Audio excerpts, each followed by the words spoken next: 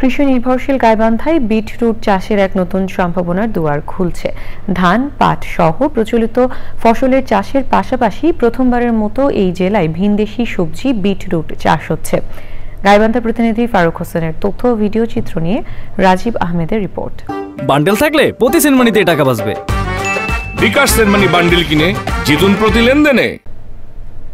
Superfood হিসেবে পরিচিতি পাওয়া পুষ্টিগুণ সমৃদ্ধ সবজি বিটরুটের চাষ হচ্ছে গাইবান্ধায়।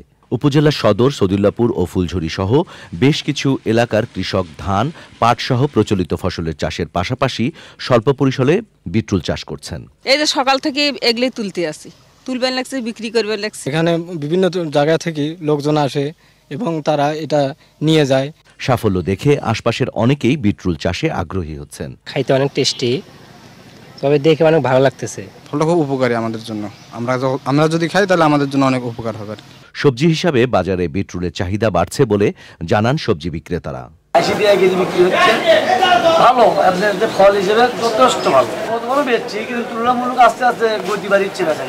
কৃষি বিভাগ বিটরুট চাষে চাষিদের প্রযুক্তিগত সহায়তা ও পরামর্শ দিচ্ছে। বিটরুট চাষ একটি লাভজনক ফসল, সেক্ষেত্রে কৃষি বিভাগ তাদেরকে নিয়মিত পরামর্শ প্রদান করছে, প্রশিক্ষণের আওতায় আনার চিন্তা ভাবনা করছে। কৃষি বিভাগের সহায়তা ও সঠিক বাজার ব্যবস্থাপনা নিশ্চিত করা গেলে কৃষক বাণিজ্যিকভাবে বিটরুট চাষে যুক্ত হবেন বলে আশা চাষিদের। Rajib Ahmed, channel I.